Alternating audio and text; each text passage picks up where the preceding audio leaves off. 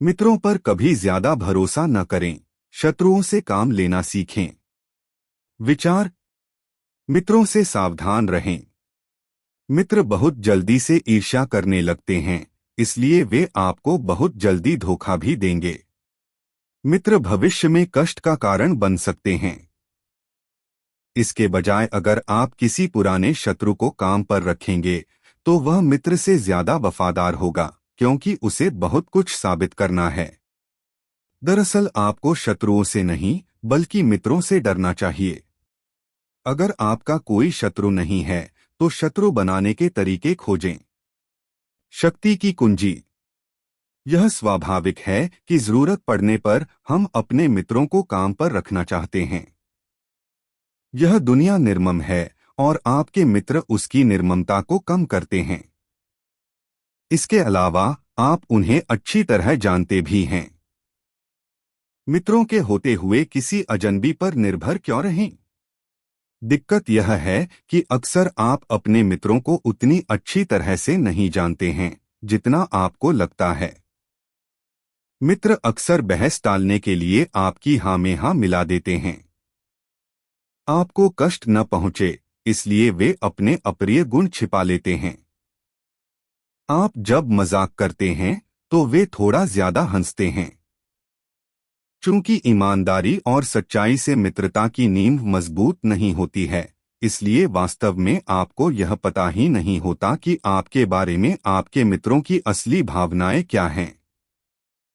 मित्र आपके मुंह पर तो यही कहेंगे कि उन्हें आपकी कविता बहुत अच्छी लगती है, आपका गाना बजाना बेहद पसंद है, आपके कपड़ों का चयन बेहद सुंदर लगता है। हो सकता है वे सचमुच आपकी तारीफ कर रहे हों, लेकिन प्रायः ऐसा नहीं होता है। जब आप अपने किसी मित्र को नौकरी पर रखने का निर्णय लेते हैं तो आपके सामने वे गुण धीरे धीरे सामने आते हैं जिन्हें उसने अब तक छिपा रखा था। अजीब बात यह है कि आपकी उदारता के इस काम से संबंधों का संतुलन बिगड़ जाता है। सभी लोग यह महसूस करना चाहते हैं कि उन्हें यह अवसर अपने दम पर मिला है, इसलिए आपका एहसान उन्हें बोझ की तरह लगता है।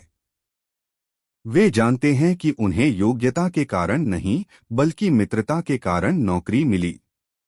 मित्रों को नौकरी देने में एक एहसान छिपा होता है जिससे वे मन ही मन परेशान हो जाते हैं। मित्रों का प्रयोग करने या उन्हें नौकरी पर रखने में समस्या यह है कि इससे आपकी शक्ति निश्चित रूप से सीमित हो जाएगी। बहुत कम मामलों में ही ऐसा होता है कि मित्र किसी काम के लिए सबसे योग्य व्यक्ति हो और आपकी मदद करने में सबसे ज्यादा सक्षम हो। अंतिम विश्लेषण में योग्यता और क्षमता मित्रतापूर्ण भावनाओं से ज्यादा महत्वपूर्ण होती हैं। कामकाज की सभी स्थितियों में लोगों बीच थोड़ी दूरी होना चाहिए। आप मित्र बनाने की नहीं बल्कि कोई काम करने की कोशिश कर रहे हैं और मित्रता चाहे सच्ची हो या झूठी इस तथ्य को ढक लेती है। शक्ति की कुंजी यह है कि आप में यह मूल्यांकन करने की क्षमता होनी चाहिए कि आपको सबसे ज्यादा फायदा कौन पहुंचा सकता है। दूसरी ओर आपके शत्रु सोने की ऐसी अनछुई खान हैं जिसका दोहन करना आपको सीखना चाहिए। नेपोलियन का विदेश मंत्री टैलीरेंड 1807 में इस निष्कर्ष पर पहुंचा कि नेपोलियन फ्रांस को बर्बादी के रास्ते पर ले जा रहा है, इसलिए उसके खिलाफ विद्रोह करना चाहिए। टैलीरेंड सम्राट के खिलाफ षड्यंत्र करने के खतरों को अच्छी तरह जानता था। उसे एक साथी की जरूरत थी।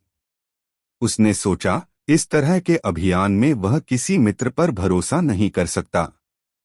उसने खुफिया विभाग के प्रमुख फोके को चुना, जो उसका सबसे बड़ा शत्रु था और जिसने उसकी हत्या करवाने की भी कोशिश की थी।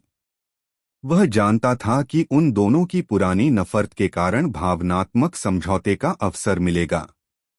वह जानता था कि फोके उससे कोई आशा नहीं रखेगा और यह साबित करने के लिए जीतोड़ मेहनत करेगा कि टैलीरेंड ने उसे चुनकर कोई गलती नहीं की है।